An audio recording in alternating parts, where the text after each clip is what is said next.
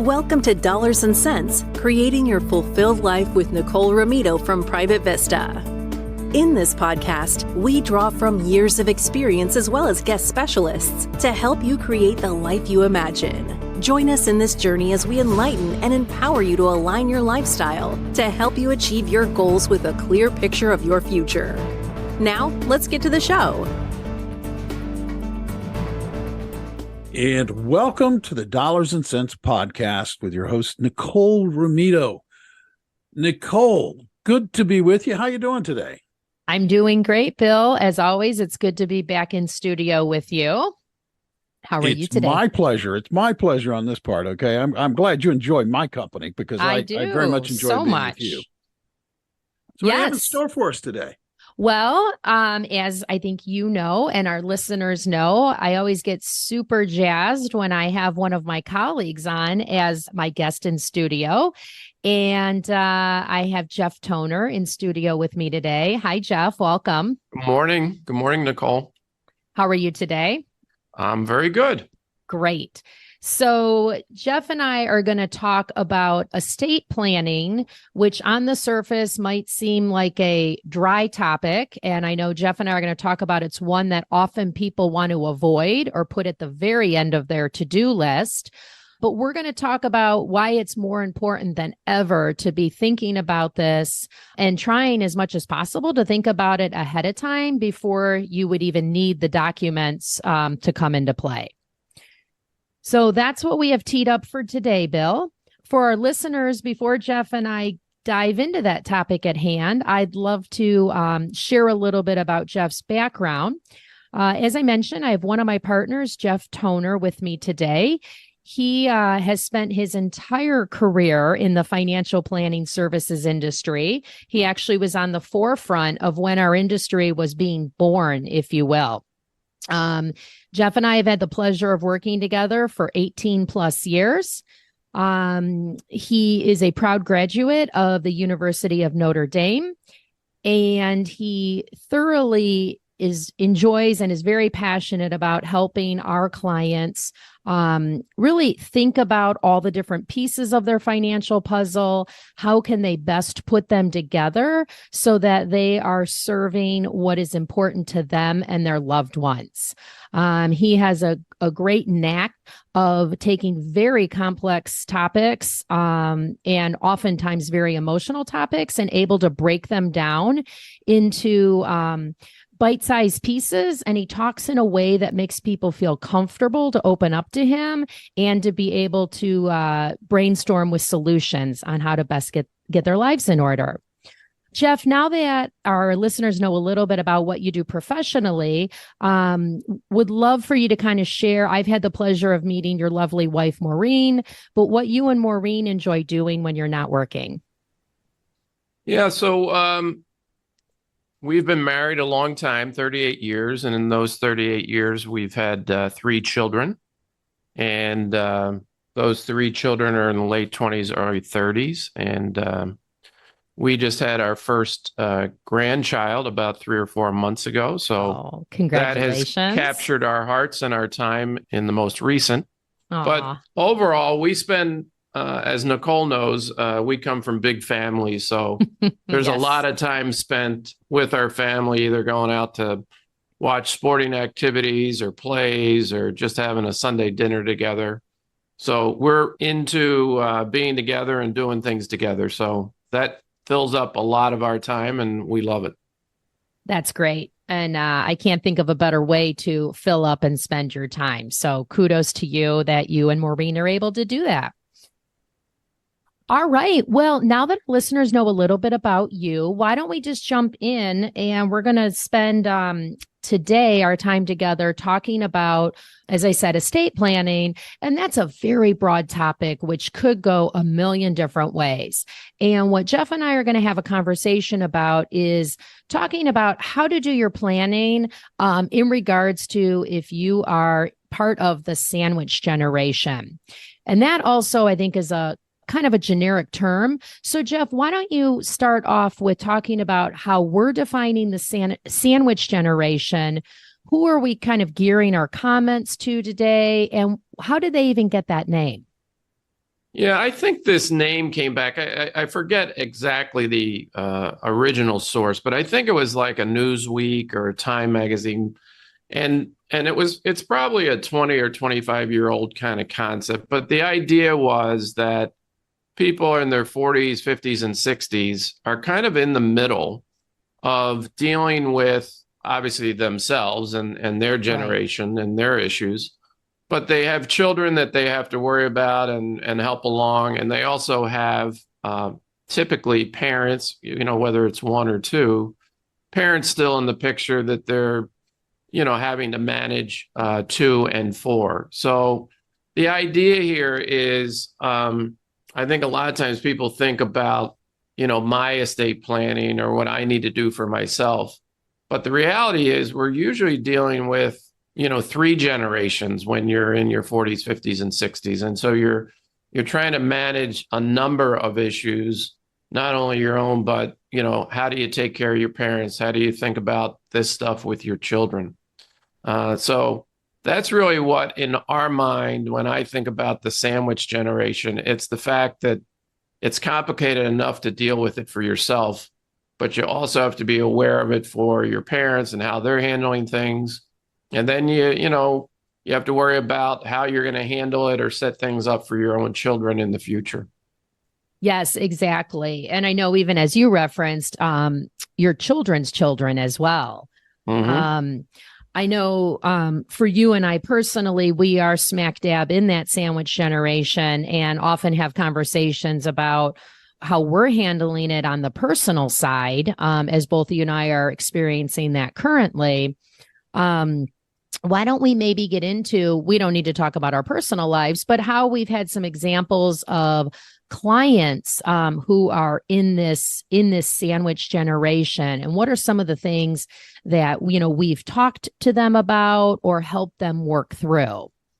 Yeah, I mean, this is an interesting topic because there generally is a little bit of a taboo still, even in talking to people about these things, so I'm coming up on my 40th year next year of being in the business, and oh gosh, exactly. I have to add a few years to your bio.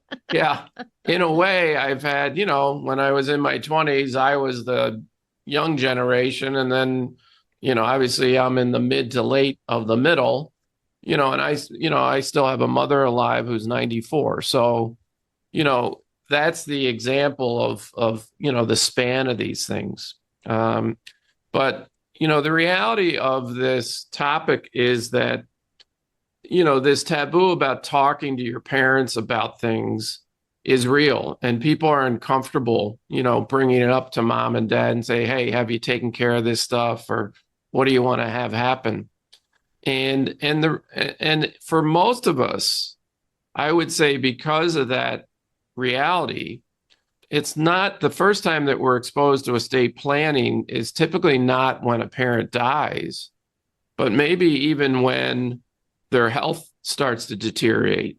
Or we've had a number of cases, I can think of a couple in the last years, where, I got a call from someone around my age saying, my parent just found out they have advanced lung cancer and have 3 months to live. And all of a sudden it's it's like, what do we need to do? What do we need? How do we set these things up? And so all of a sudden it's a fire drill to look at things, arrange things, get documentation done, have conversations about, in this case that I was talking about, how are we going to take care of mom? Where is she going to live? So it was a lot of layers of issues. And these people that I'm thinking of particularly were in their mid 80s. It wasn't like, they were 42 years old and this came out of nowhere. So right. The point is that there's a lot of situations where, our first experience as the sandwich generation is dealing with our parents and their estate plan and their estate needs. I had another one, and these are probably the harder ones, As people have lived longer and longer, there's more issues that we're finding with the mind and the ability to manage things. And we kind of joke as we all get older about, we're forgetting things and we can't, remember what we ate for breakfast type of things. Exactly. Or why did I walk into the copier room? What am I doing in here? Yeah, but as we see our parents age, that becomes much more of a significant issue when you're worried not only about their physical health, but really their ability to manage their own affairs. Yes. And so, dementia or Alzheimer's or some form of those type of issues, a lot of the times as someone who is the child of someone starting that, it's a very difficult matter to manage because the parents typically aren't willing to admit, or maybe even that they don't understand that their capacity is slipping. Right. And so, when's the right time? What's the right way to do it? How do you have these kind of conversations so that in the scheme of things, you're trying to do what's best for people.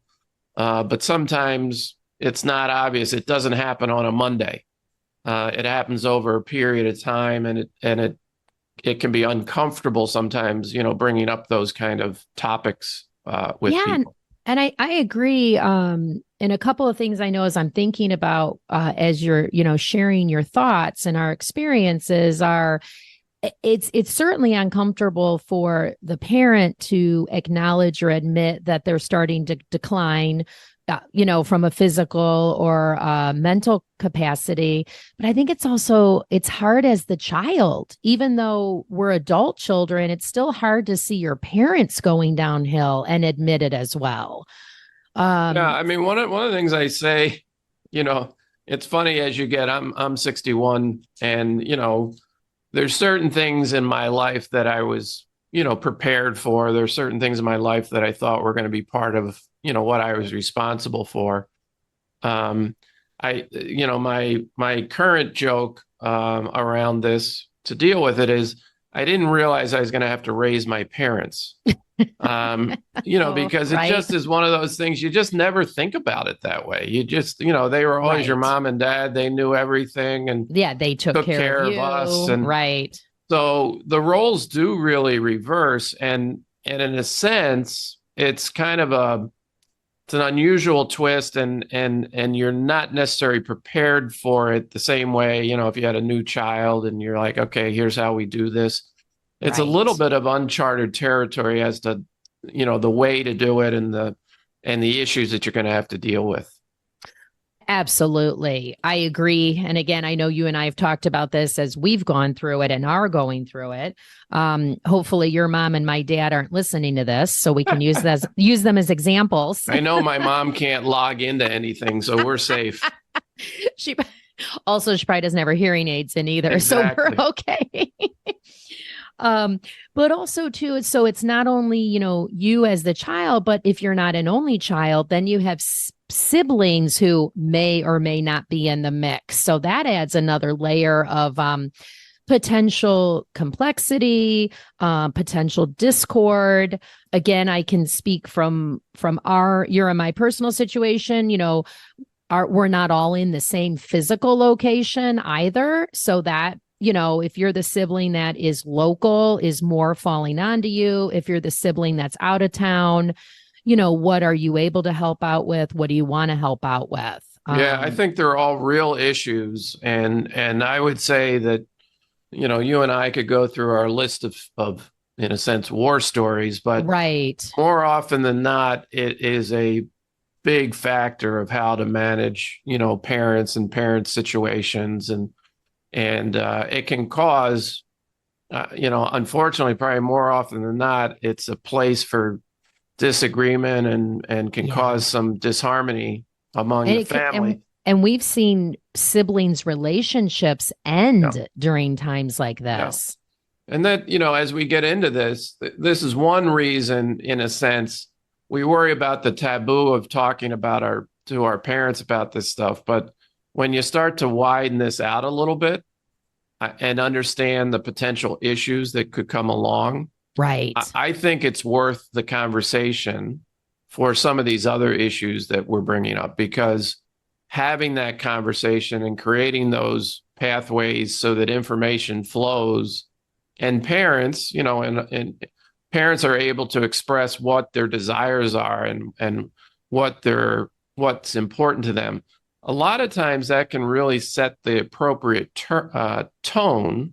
Yes. So that people, when there are conversations among siblings or whatever, they remember what their parents have asked them, which every parent I've ever dealt with has always said, my goal is to help with my children, but I want to maintain the relationships that they have with each other. They'd hate to think that money or control of an estate or whatever it is would be the reason that families get pulled apart. So I think that's why this topic, when we think about this topic, there's a lot of other layers than just the documentation that we're going to talk about. Exactly. And I think that'll be a good segue is, it's important to have the documents so your intentions are memorialized and you have, your subsequent decision makers chosen. But exactly, I think, and before we get into that, it is having the conversation with certainly the people that you are selecting to make decisions on your behalf, either when you are unable to, as you mentioned, the increase in cognitive decline that many Americans or people worldwide are experiencing, but also too, the one thing we all know that's going to happen, we don't know when, we don't know how, but at some point, each of us is going to die. So you want to make sure you're having the conversations about the people you're going to be asking to kind of step up and handle your affairs and execute your estate plan. But also, too, I know you and I have had many conversations with clients about how to prepare their children for what is, the level of wealth that is being passed down to them. And, this is, as you and I have said, this is not a one and done conversation. This is almost like it's not a sprint, it's a marathon. So you and I have a lot of conversations with the parents to kind of lay the groundwork. How do you have the conversation? What do you want to share? And then I agree. We've also seen that when we're working with the adult children and they're trying to talk to their parents I've had so many clients say, I don't want to appear greedy, or I don't need mom and dad's money. They worked hard for it. I want them to spend it on them. And so it's really not a one size fits all, but tailoring it to the personality of our client and then also the dynamics of the family. I think that's absolutely right. So, I think when people think about estate planning, they do think about these documentation, so a will and a trust, and it's almost like a check the box kind of mentality. Exercise, right. Yeah, and I think what you're bringing up is right. To me, it's a lifelong process, and so what I might tell a 15-year-old might be different than what I tell a 25-year-old, might be different than what I tell a 35-year-old, et cetera. But the idea is all along the way, there is some communication going on. There's some awareness and really at some level, I personally think about it this way. If you've been fortunate enough to accumulate some wealth, what comes with that is some responsibility. And so, part of that responsibility, as you kind of alluded to, is preparing your children for, handling money and handling situations and trying to get, put it in the right perspective so that, obviously it doesn't ruin them is what everybody worries about. If I give them the money, if they know there's money coming, it's going to ruin them. Right. They're going to be disincentivized to work hard or, make their own success. But the opposite is true. I look at some of the situations we've dealt with over the years and in a way, this is where that conversations can come into play. I've had really successful clients, and I've heard them talk to their children, and they have said to the children, really, the joy out of my life came from, what I put into things, what I, how I worked at things, and very infrequently, it's like, I'm so glad my net worth is X or Y, or it really is about, what you put into life and the energy and how you channeled that, and the relationships and the achievements that you had because of that. And a lot of times the most successful parents, both financially and helping their kids get the right perspective, are really talking to their kids about kind of a life philosophy and where joy really comes from, and where significance and purpose and meaning come from.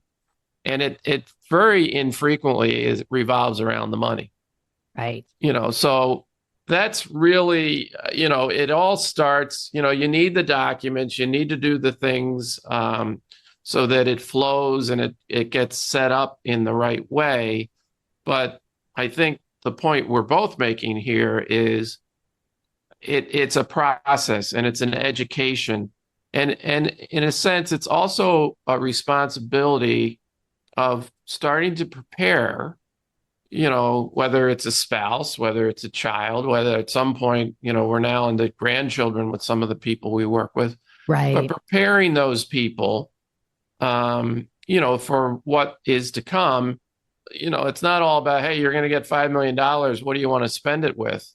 It's about, hey, you're going to get $5 million. What does this mean in your life? And how are you going to still feel like you're able to be a productive citizen and contribute and be able to, feel good when you look back at your own life and say, hey, I accomplished some things. Hey, I did some things I wanted to do. Absolutely. Right. How are you going to create or derive your own worth or your own value from your efforts? Exactly. Yeah. I love where our conversation's going, because I think a lot of times when people are thinking of, a financial advisor or a financial planner, a lot of the people default to like the dollars and cents of it. And of course, that's important. And, we quantify, and we'll discuss strategies on how to reduce taxes and pass wealth to the next generation. But it's so much more than that. And I know the conversations we've had with our clients go really deep. And as you said, by having the conversations while the parents are still alive, still in tip-top mental shape, that really goes a long way for their children or grandchildren, hearing the words from their mouth. Like, here's what, dad and I are thinking, or here's how we got to where we're at. And, these are the three things we learned along the way. And those are the important conversations. So, yeah. And I think, Nicole, the other part of that sandwich generation that we started to touch on, we were talking about our parents but, people in their 40s and 50s and 60s, they have kids too. Right. And as you well know, we'd like to think all our kids are perfect and they're all prepared and they're all, we've done everything we can.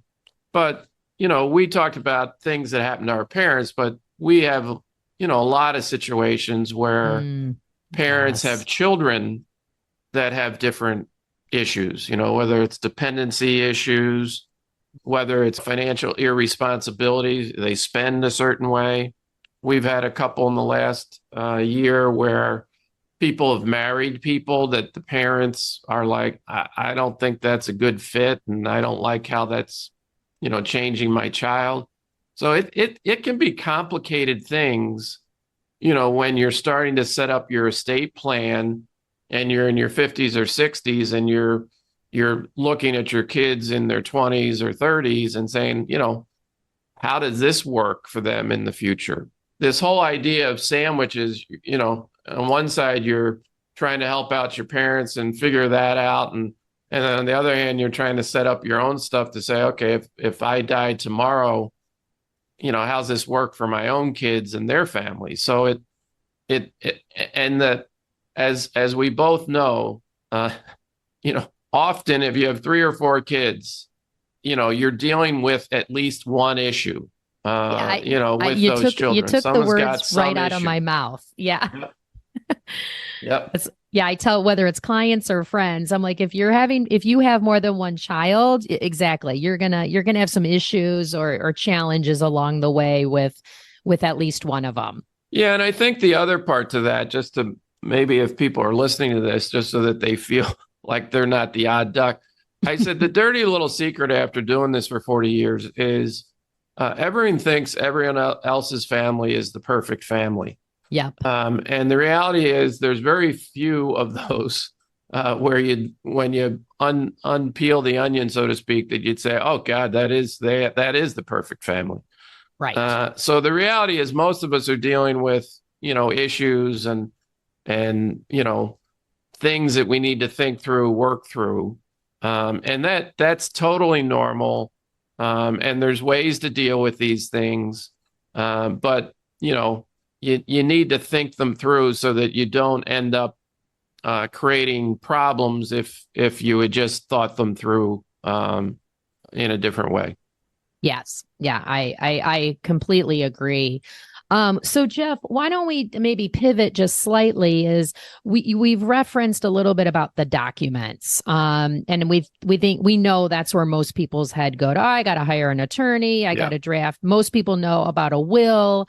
I feel like most people are familiar with the powers of attorney. Another document for kind of your base or foundational estate planning document package would be a living or revocable trust. Why don't you spend just a few minutes walking our listeners through those key documents and what each of them do and, why you need more than just a will? Yeah. So typically I would say, when people think about this and when, I sit with someone new, they say, I have a will, or I don't have a will. So in most people's heads, estate planning is usually a document and they usually call it a will. The reality is most of us need what I would consider to be kind of a package of documents. Okay. And kind of as you alluded to, Nicole, there are 3 or 4 critical ones that most of us should have. Why don't I cover a couple, why don't I cover them and then we can kind of delve into any one that we want to go a little deeper. But the one that you first referenced is called power of attorney. And there's really 2 different types of powers typically. One is for financial matters and one is for medical matters. So powers of attorneys they're relatively simple documents, 2-3 pages typically.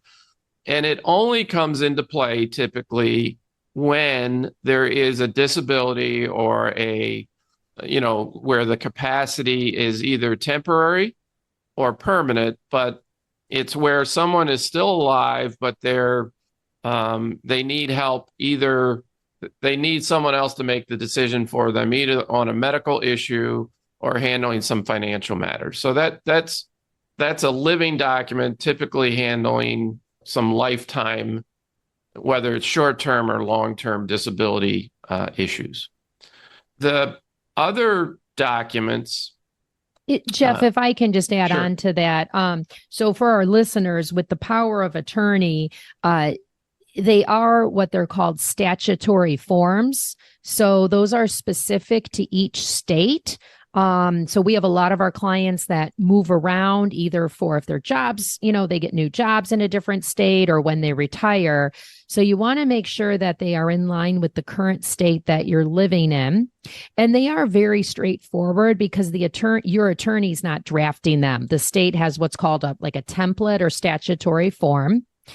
And the other thing I just want to add on before Jeff goes into the other documents is your power of attorney is only in effect while you're alive. So that power will die or pass with you. And that's why you're going to need some of the other documents that Jeff's going to go into now. Yeah. So the other documents, I'm going to put them into categories. There's a will, and there's a trust. So a will, there's different forms of wills. One is called a simple will. One is called a pour-over will. But a will basically is a very simple document that says, when I die, this is who I want to, settle my affairs, and this is who I want to kind of take the necessary steps to handle what I have. As people have more financial assets, the will be typically something called a pour-over will. And a pour-over will would say, if I haven't put all my assets into my trust already, my desire is to move everything that I have into that trust. So the will in that kind of situation is really, it has a short-term function. You look at someone's assets and say, is everything in the trust or not? If it's not in the trust, it gives the executor the ability to move an asset that wasn't retitled to the trust into the trust. So that's typically what we would see as something called a pour-over will. So the main and the most important document typically for people and our clients is what is called a trust. And you'll hear different ways that this gets referred to. You'll hear it as a living trust, a revocable trust. So you'll see, but at the end of the day, they're all similar and in essence the same. And so what a trust does, typically, I'll use me for instance. I have a trust, and the name of my trust is Jeffrey M. Toner, trustee of the Jeffrey M. Toner Trust, dated June 17th, 1992. So it is a trust that I set up. I'm the trustee of my own trust. I have retitled my assets into that trust, and I'm in complete control of the assets in that trust. It really day to day, you don't even think about it. It just functions as if it was in your own name. But from a practical standpoint, doing that kind of document allows for your assets to be managed. If I was disabled, I have a successor trustee who can just step in very quickly. I don't have to retitle anything. I don't have to, show anybody any new documents, so to speak. So it handles a disability. It also handles when I die. It says, here's what I want to have happen with my assets when I die. So it's all kind of laid out. It's all handled. And the advantage of doing this is that, in essence, you've pre-thought, you've pre-planned. And so when you go to settle an estate in this fashion, it's really pretty seamless. It goes fairly quickly if you've done the work beforehand.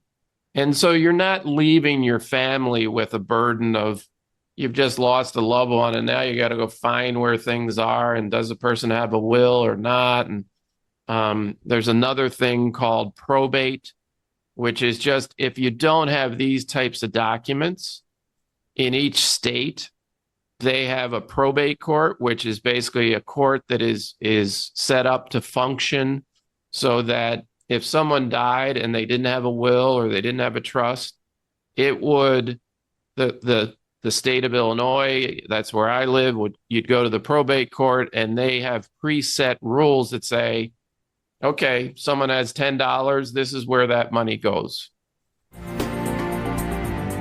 Hey, pardon the interruption. I know you are listening to Dollars and Cents, Creating Your Fulfilled Life with Nicole Romito, and we're happy you're here. If you have any questions, please head over to myprivatevista.com or the show notes to find out how to reach us. We'd love to hear from you. So all these documents, think about it as you're expressing your thought as to what you want to have happen under certain circumstances. And so it provides clarity for, future generations and under different circumstances. So it handles that flow of assets for all the possible situations we may have to face. Absolutely. And so I think you outlined it in a nice, straightforward fashion. And I think it also highlights why people can tend to want to put this off or keep it at the bottom of the to-do list, because you are making fairly big decisions about who's managing your affairs, how you want things to pass, to whom and when. And again, I would say generally, if not all of us, we don't like to think about our own mortality. But one of the things that you highlighted, but I want to emphasize for our listeners is, this is going to happen whether you plan it now or you just say, you keep putting it off or you don't plan at all. Right. And so a couple of things, go on. I was just going to jump in. Sure. When I have a person that's on the fence and we do, we do because of the reasons that the way I somewhat try to motivate someone to take action is I usually say, now we're in Illinois, but this could apply to all 50 states. I say, would you rather the state of Illinois make these decisions for you, or would you rather try to make your best estimate of what you think is appropriate? And usually people get the idea that I'm trying to portray is, you may not be perfect. You may not have thought it all through.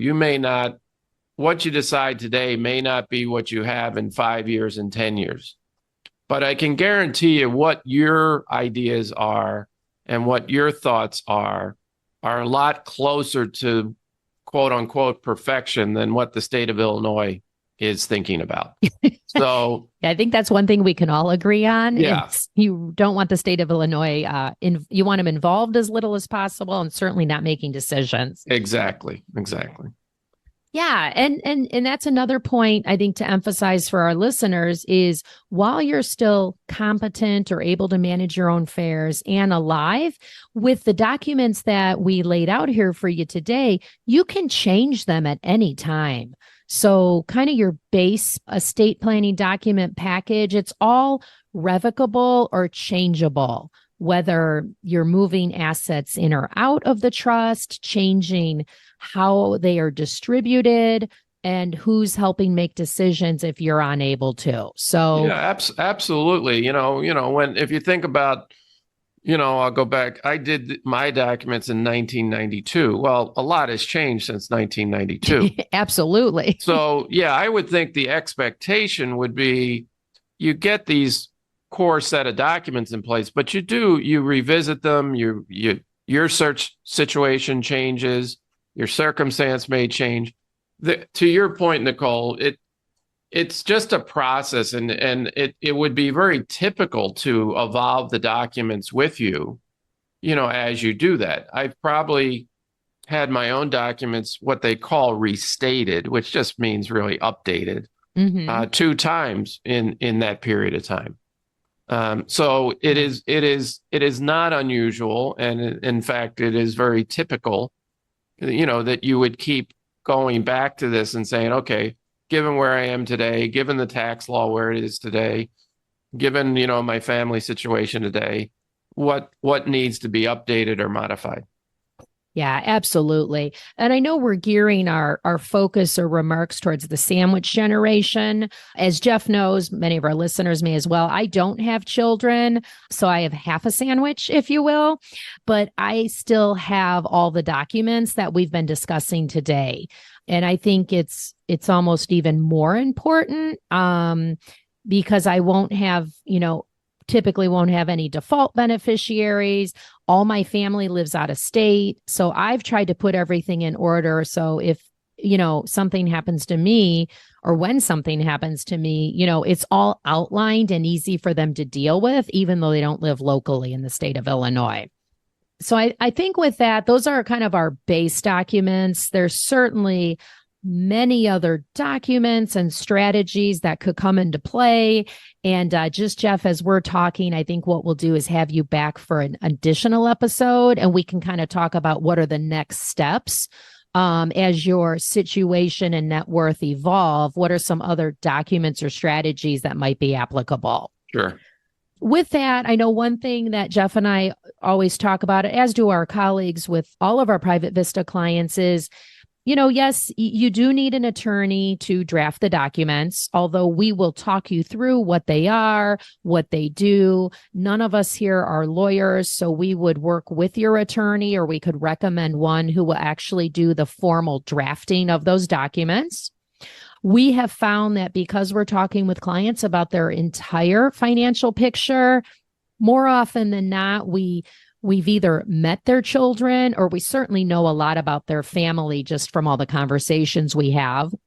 And we're able to really educate them and talk through the pros and cons of each choice or option in the context of their overall plan. And I know I've heard Jeff say this many a times in meetings, is our first responsibility. We want to make sure that you, our client, whichever, if you're the parent, the grandparent, or the adult child, whoever our client is, we always want to make sure you're going to be okay. So we plan, and we want to make sure you're okay if life goes as planned, but we also want to have some buffer for the inevitable bumps in the road that we know is going to come with living life. So oftentimes we have found that it's easier for clients to make these decisions and then move forward because they have a full understanding that they're still going to be okay and able to live life how they want to. Jeff, why don't we talk a little bit about, is there anything I would say that you want to talk about, like any additional reasons of why it's beneficial to, have these conversations before you need to and have the documents in place? Maybe we can kind of wrap up with some key takeaways or anything else you wanted to make sure to highlight for our listeners. Well, I think it kind of goes back to some of the things that we've talked about before. I think being proactive about this has a number of benefits.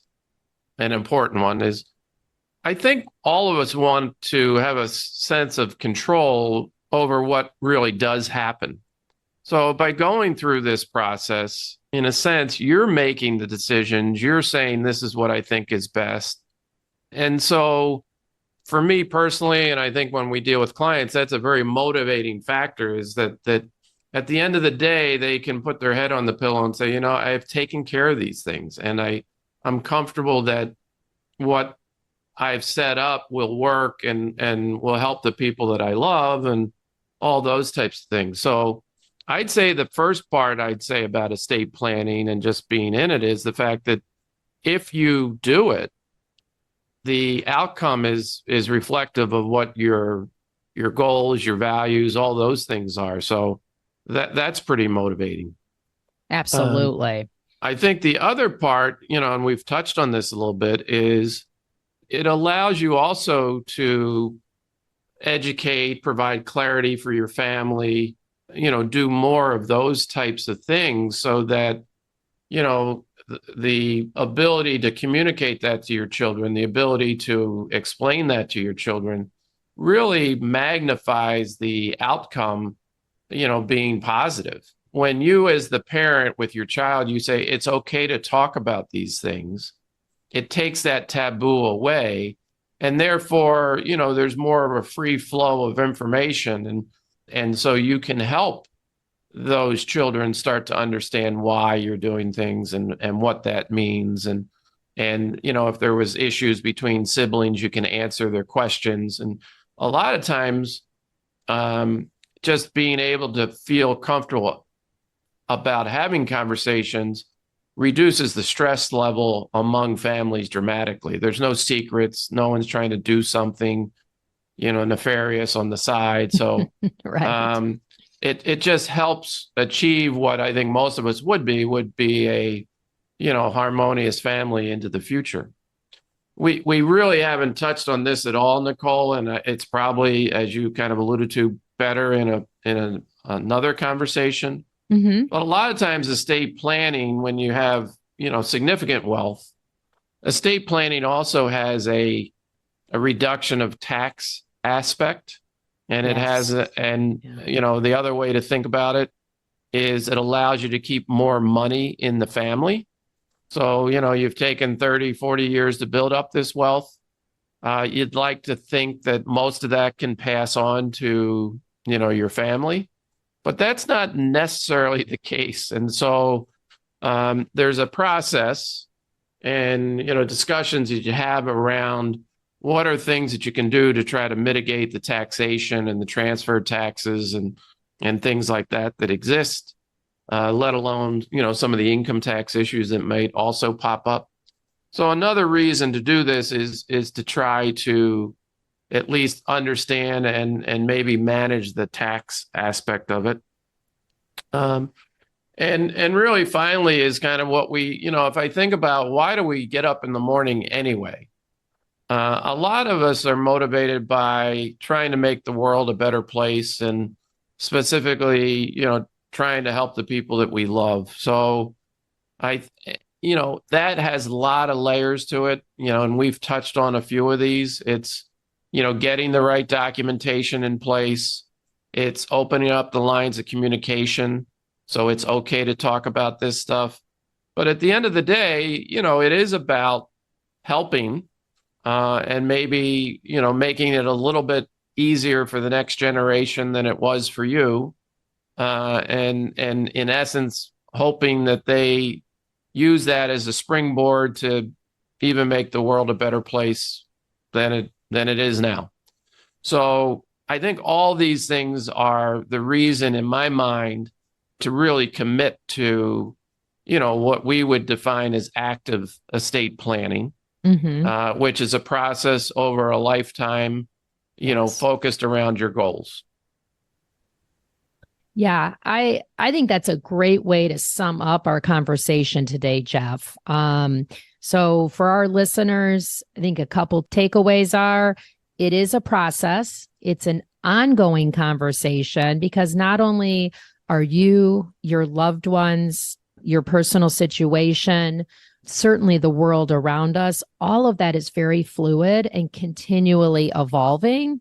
So this is not typically, I know we always try not to say always or never, but typically it's not a one and done. So I think if you can kind of look at it from that, maybe it will not be as daunting. You're just dipping your toe in, you're getting some, at least starting it out, and then you'll just go from there. So, Jeff, I think you and I could probably talk about this for a week. We've already decided that we're going to have you back for another episode and we can do a deeper dive into this. So I just want to thank you for sharing your time.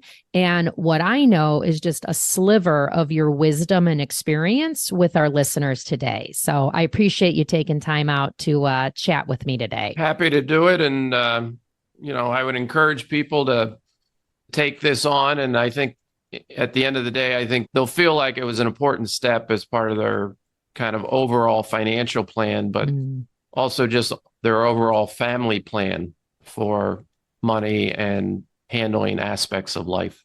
Oh, I love that. I love that because so often people think you and I and our colleagues are just, up to our eyeballs and spreadsheets and projections and present values and things. And it's so much more than that. And you hit the nail on the head with it's taking care of your family, your loved ones.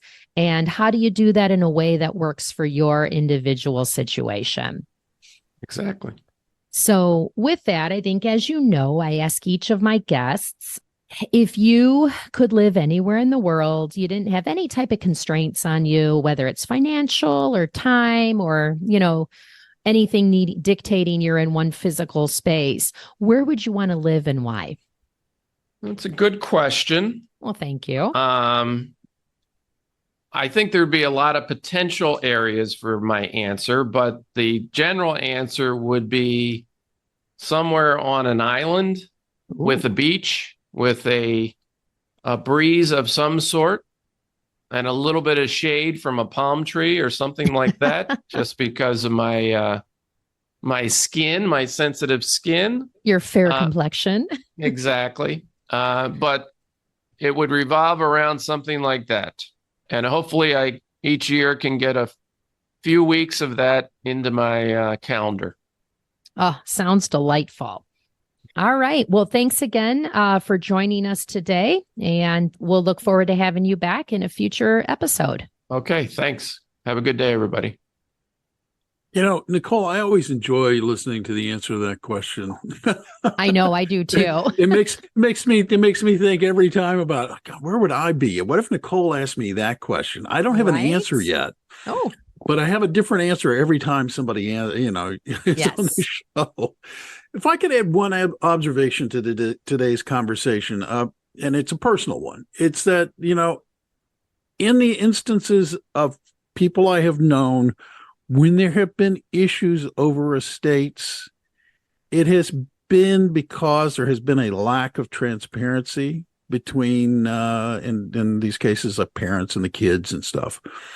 So I found that part of the conversation really interesting, and I hope people pay attention to that, because the more people know, actually, the less trouble there is, not the more trouble it creates. Yeah, I think that's a great observation, Bill. So I also think it starts with, the more I've done this with people, I have said to parents who are in their 70s and 80s, like, it's really your responsibility to open this conversation, because it's not comfortable for a 40-year-old to say to a 75-year-old, have you done your estate planning, and can you share that with me? But because it does sound like, what are you trying to put me in the grave early? Right.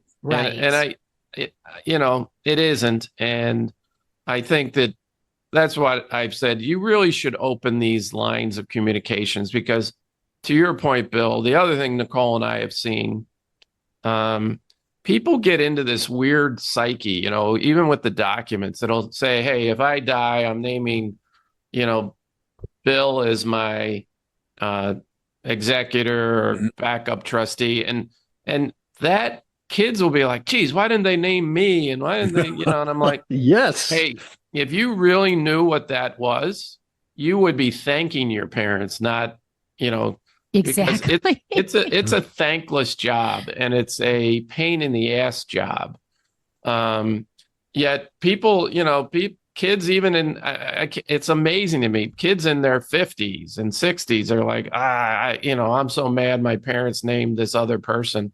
You're like, how old are you? You sound like a 4-year-old, like, mom loves me better, and they just, so it gets down to what you're kind of alluding to. The perception of a lot of these things is what causes the problems. It's not the reality. And if you don't have those conversations, then, it's like a lot of things. If you leave it unanswered, then the people, in a sense, can fill in the answer any which way they want. Exactly. And it's the miscommunication or the perception, my perception of this and the reality is that. It's when those things don't line up that we see a lot of family strife, and it's not easy. So. No, and it doesn't have to be difficult. It doesn't have to be hard. It doesn't. And you're right. Like, the more people know, usually the more people know, the better the situation ends up being. I think especially in estate planning, a lot of times in estate planning, there's this perception that's really secretive. And Nicole and I have a lot of situations like, I don't know what my parents are doing. Right. I'm sure I'm going to get screwed, or I'm sure they're going to favor, Mary over me because they spend more time with her. And it's all these kind of, perception issues. And they could be sitting on those issues for 20, 30 years. It's one of those things, I think we can't get to 100%, but 90+% of the issues that we see could be avoided if there was conversations. And then the rest of it is just, the reality that we see too is often if you have 3, 4, 5 kids, those kids in their 40s and 50s, they're at different financial positions. So some of them may not need it. Some of them may, have different ideas of what should be done. But again, I think just opening the door to conversation is the most important aspect of this. I 100% completely agree and add my hearty amen to that. As a matter of fact, Thanks for the conversation, folks. I really, really appreciate it. Nicole, people who regularly listen to this podcast know that this is what they can expect when they listen. People who may be listening for the first time may be thinking, I'd like to talk further with those folks. How can those who want to get in touch with you reach out to you? Yeah, absolutely. The best way to get in touch with whether they want to talk with me or Jeff or any of our advisors at Private Vista, there's two ways. You can call 312-831-4370, and Lorena, our receptionist, can get you in contact with Jeff, me, or again, one of our colleagues. Or you can go to our website at myprivatevista.com. And near the upper right-hand corner of our homepage, there'll be a Contact Us button, and you can put your information there. And we do ask, please reference that you're following up on this podcast episode. And again, we'll get you in touch with Jeff, myself, or one of our colleagues. Fantastic. Thank you, Nicole. And thank you, listeners, for taking the time to listen to this episode. I hope you found it informative and useful. And if you like it and you're not already a subscriber, hit the subscribe button, for crying out loud. That way you don't have to think, where did I see that or hear that? Or no, if you're a subscriber, it gets delivered to you on whatever listening device you're using, and you won't miss another episode. We also humbly ask, maybe think about giving it a rating as well and sharing it with others so that you can help spread the news about this podcast. Thank you for listening. I'm Bill Tucker, and on behalf of everybody at Private Vista, thanks for listening. And remember, do not wait to live your best life. Live it today. Thank you. Thank you for listening to the Dollars and Cents, Creating Your Fulfilled Life with Nicole Ramito, sponsored by Private Vista. Visit our website at www.myprivatevista.com or give us a call at 312-831-4370. And don't forget to click the follow button to be notified when new episodes become available. Private Vista is a group comprised of investment professionals registered with Hightower Advisors, LLC, an SEC-registered investment advisor. Advisory services are offered through Hightower Advisors, LLC. This is not an offer to buy or sell securities. No investment process is free of risk, and there is no guarantee that the investment process or the investment opportunities referenced herein will be profitable. Past performance is neither indicative nor a guarantee of future results. The investment opportunities referenced herein may not be suitable for all investors. All data or other information referenced herein is from sources believed to be reliable. Any opinions, news, research, analyses, prices, or other data or information contained in this presentation is provided as general market commentary and does not constitute investment advice. Private Vista and Hightower Advisors, LLC, or any of its affiliates make no representations or warranties expressed or implied as to the accuracy or completeness of the information or for statements or errors or omissions, or results obtained from the use of this information. Private Vista and Hightower Advisors, LLC assume no liability for action made or taken in reliance on or relating in any way to this information. The information is provided as of the date referenced. Such data and other information are subject to changes without notice. This was created for informational purposes only. The opinions expressed herein are solely those of the authors and do not represent those of Hightower Advisors, LLC, or any of its affiliates.